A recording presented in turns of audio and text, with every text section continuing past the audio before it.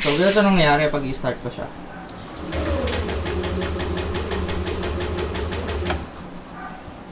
Yan, nagbi-blink siyang ganyan. So, parang ang cause nga, parang battery.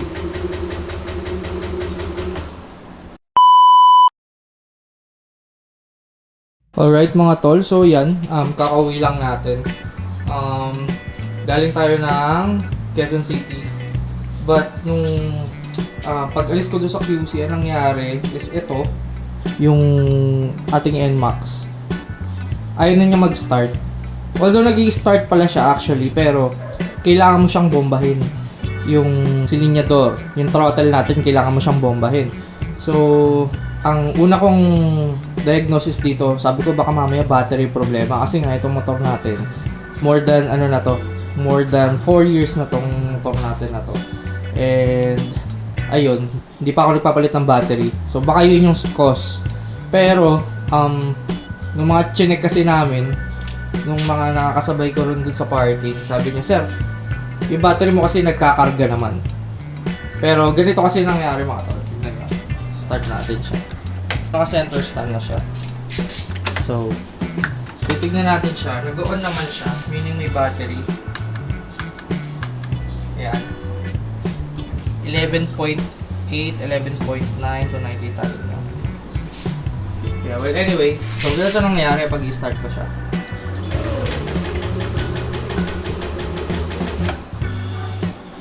Ayan, nag-blink siyang ganyan. So, parang ang cause nga, parang battery. Eh, pero pagka ginanito natin siya,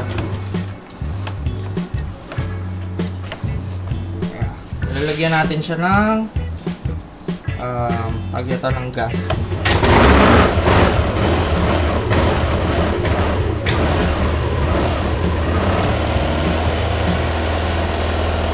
Yan, nagkakarga naman yung battery natin.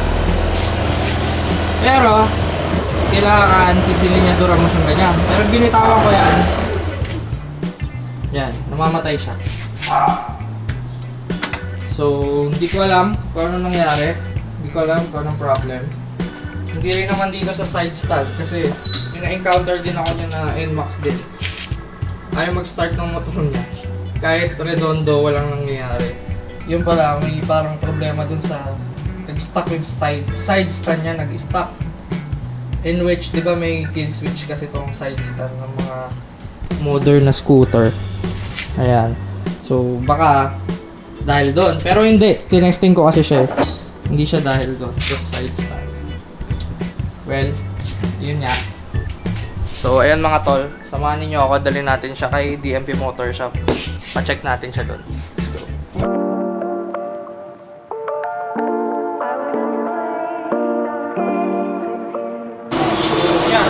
Ayan mga tol. Ito ako sa may DMP Motor Shop. And yun na nga, dinala na natin dito yung ating motor. Kasi hindi na natin alam kung ano ba yung sanhi nito. Boss Kim, ano ba ano yan? Ano bang diagnosis mo dyan? Ano to? NMAX B2 eh. Oh. Sakit ng NMAX B2. Naglolo ko yung idle ngayon. Pag naglolo ko yung idle, hindi kasi na-reset sa diagnostic tool yung ano nito.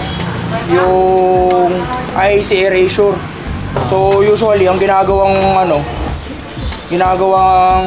solusyon, manual IC talaga, papalitan.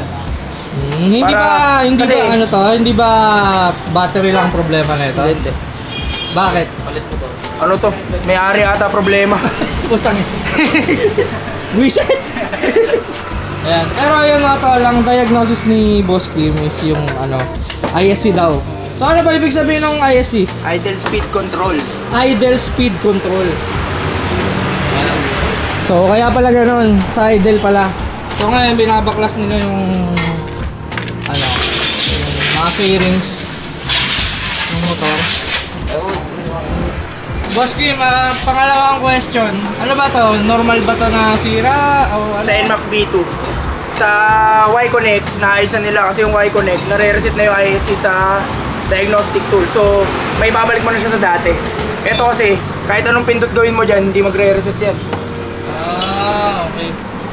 Eh, para ang pinakamagandang solusyon, permanent na talaga, manual ISC kasi eto nare-reset to kaso ginagamitan na ng tool sa ECU na mismo para ma-reset.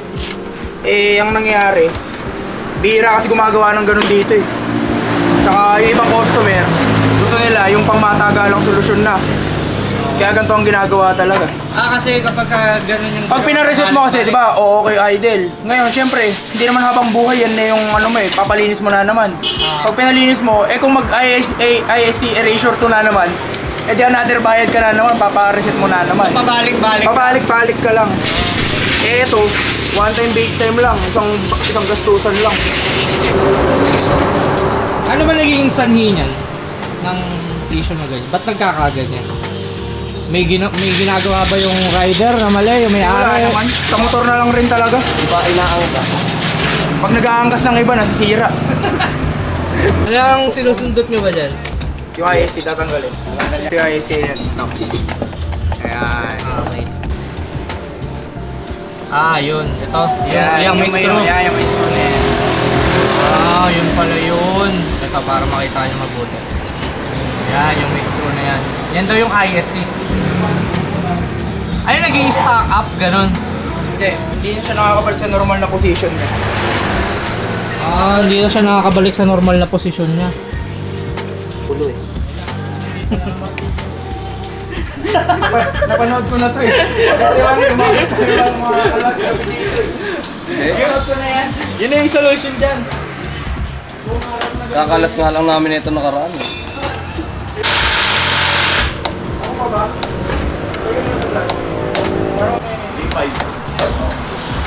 Ito isa natin matinding mekaniko to dito. Tambay lang ako dito, sir. Marami nang tinapos to. Tinapos na. Tinapos na motor. Hindi na gumana. Malas! Si Boss Randy. Ako matatandaan nyo si Boss Randy yung sa ano natin, RS8 dragging issue, NMAX dragging issue. Yan. Ayan na mga tol, yung bagong ISC. Sa mag-gastos, nabuno ako. Yan. Yan yung ISC. Buti ko may comment ako din. Tapos meron siyang spring. Parang stock pa din. Racing Monkey. Shoutout pala sa napakalinis na motor ng tropa. Walang kalumis-lumis. Walang kadumi-dumi. Di ba ito, manual? Oo. Yung nakakabit dyan, automatic. Anong pinagkaiba ng dalawang yan? Yung automatic, ang nag-uutos sa kanya, yung ECU. Kung gaano, may percent kasi yun eh, kung yung opening niya. Ngayon, syempre, kanaganda nun, original pa rin siya. Kaso, eto nga, yung sinabi ko, sa NMAX V2, doon siya nagkakaroon ng issue sa sa ISC kasi naglolo ko. Mamaya papakita ko sa iyo, yung sa diagnostic tool. Nag-erasure 2, ngayon hindi mo mare-reset yun. Pero, ano ba yan? May pros and cons ba yan pag nag-manual ISC ka? Kumbaga, may downside ba yan pag nag-manual ISC ka? Downside lang, hindi na original. Tapos, pagka kunyari, nagbago yung idle, manually mo siya siyang pipihitin. Para ka nang naka-carb type. Carb type. Pero kinagandahan nun, pag nagloko, maski ikaw, kaya mo na siyang ayusin. Oo. Sundutin mo na lang. Oo, ikutin mo na, wala ka nang gagawin, iikutin mo na lang siya. Kumbaga, sa madaling salita, yung original na nakakabit dyan, dahil naglolo ko yung automatic niya, walang problema yung mekanismo niya mismo. Wala. Dito lang Ano yung lang, naglolo ko. yung kumbaga yung pinaka-utak niya. Yung pinaka-utak niya. Ngayon, nagagawa naman niya, maraming gumagawa niya, nare-reset nila yan. Ang problema, dito sa atin, bihira yung naggaganon, tapos isa pa, yun nga, hindi siya practical kasi Pabalik-balik. pagka kunyari nagpa-throttle body cleaning ka, syempre kakalasin. May tendency kasing bumalik ng ISC erasure to na naman siya. So magpapareset ka na naman, di ba? Gastos na naman, bayad na naman. Kaya yun pala yung sinasabi mo kanina paulit-ulit. Oh, paulit-ulit ka lang. Hindi ka tulad pa pag manual. Pag manual, ang kaganda ng manual, kahit ikaw na yung maglinis ng throttle body mo, hindi mo nakakailanganin ng diagnostic tool. Kasi pag yung idle, ano mo na eh, depende na lang kung mag-check engine. Kung mag-check engine, yun lang. Kailangan mo ng diagnostic tool para ma-delete. Yun lang. Remote.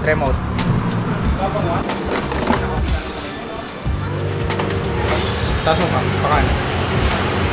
Okay, kanan pa. Okay, patasin mo yun.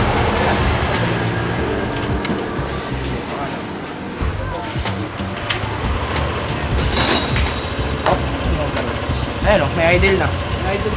Ngayon kakalibrate na lang natin yung ano, yung idle niya kailangan steady 15 to 16 RPM. Ikakalibrate natin yung idle. Ito talaga literal na calibrate na to. Hindi na yung bike. Pinaka-paborito mong gawin. Calibrate. Sa mga hindi po nakakalam, ito si Boss Kim, napakalupit na nito, to, seminar to. So yan, kinakalibrate niya yung Para makita mo. idle. Kumbaga, yung mamano-mano mo, tama ba? Nakalibrate. Kasi yung sinasabi kong ano, IAC Erasure 2.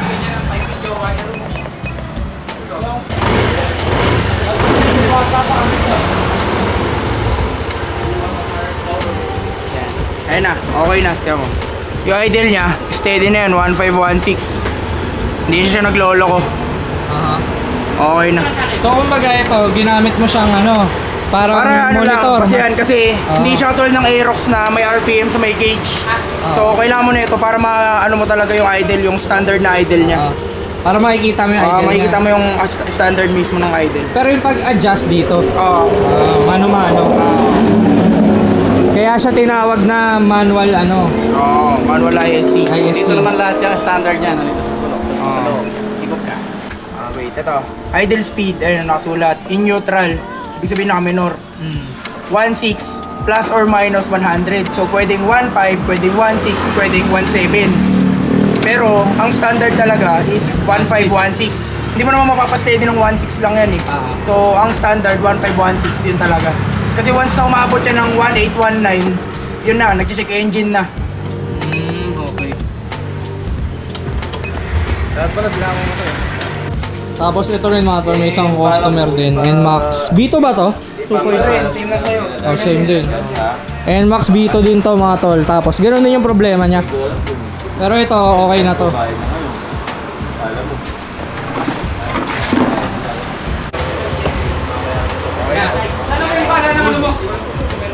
Is na siya. O baka hindi sila maniwala patayin natin. Di ba kanina mga tol, ayaw mag-start, parang Geredondo. Ngayon ito. One click. Hindi na ako nakahawak. Diba? Solid. Tsaka mali pa, kung hindi battery yung problema, Boss Kim, di ba? Nagkakarga yan kapag kaya. Ayun sa idle mo nagka 13.9 no. Pagka battery or yung motor yung problema, yan, steady yan or pabawas pa yung bilang yan. Ayun nagko 14.1, ibig sabihin nag-charge siya. Okay yan. Yung ganun, kadalasan naman ang nangyayari dito sa NMAX V2 yun. Yung ganun na nawawala ng idle. Wala na. O issue na talaga ng NMAX V2. Buti na lang magaling sa diagnostic sila, boss. Kasi sa iba yan, sabihin, bili ka mo ng battery. Baka mamaya battery. Pagka bili mo ng battery mo, syempre, hindi na naman gagana. Pero yung ganito, marami rin pwedeng maging dahilan. Hindi lang pwedeng ISC. Minsan, pag sira yung TPS, ganyan din. Kahit ayos yung ISC mo, pag sira TPS, wala ring idle. Ano yung TPS? Yun nasa ilalim ng ISC. Diba may okay. sensor pa, diba dalawang sensor yun, yun nasa ilalim. Pag sira yun, ganyan din, wala ring idle. Yun, solid. The best, the best, the best. Mahihain niya, mahihain. Ito yung bumaklas ng ng samahan. Malas ah. Ay, nasa zero. Mga tol, so sa wakas, nasolusyonan na yung problema ng natin, ng idle ng NMAX natin. So, sobrang common na issue pala niyan sa mga tumatandang mga NMAX. Pati Aerox din ba, boss? NMAX ay lahat ng mga naka-ISC. Karamihan. Ayun. So, yun, kung gusto niyo ng medyo permanent na solution, so yun, gawin niyo yung process na ginawa natin, naturo ni Boss Kim. So, dito lang, pumunta kayo kung taga Bulacan kayo, Caloocan. Actually, kahit mga taga Pampanga nga, pumunta rito, di ba? Yun, dito lang yan sa may DMP Motor Shop. Search na lang si Sir Randy. Sir Randy, invite mo sila. Saan ba tong shop mo? Dito tayo sa Muson. Muson lang tayo. Nasa Waze naman tayo. DMP Motor Shop. Pero makikita nyo sa ating signage, Princess Motor Shop. Pero meron din akong signage sa gilid, DMP Motor Shop. Yes. So nasa Waze naman tayo. Alright. So dito lang yan sa Rosa del Monte, Bulacan. Muson in front of Simplicity. Malapit tayo sa Simplicity, saka sa Jollibee Muson. Ayan, near tayo dyan. Yan. So pwede ninyong i-waste DMP Mga Motor. tourist lang tayo. Alright, mga tol, salamat. Huwag niyong kalimutan mag-follow, mag-subscribe sa ating YouTube channel.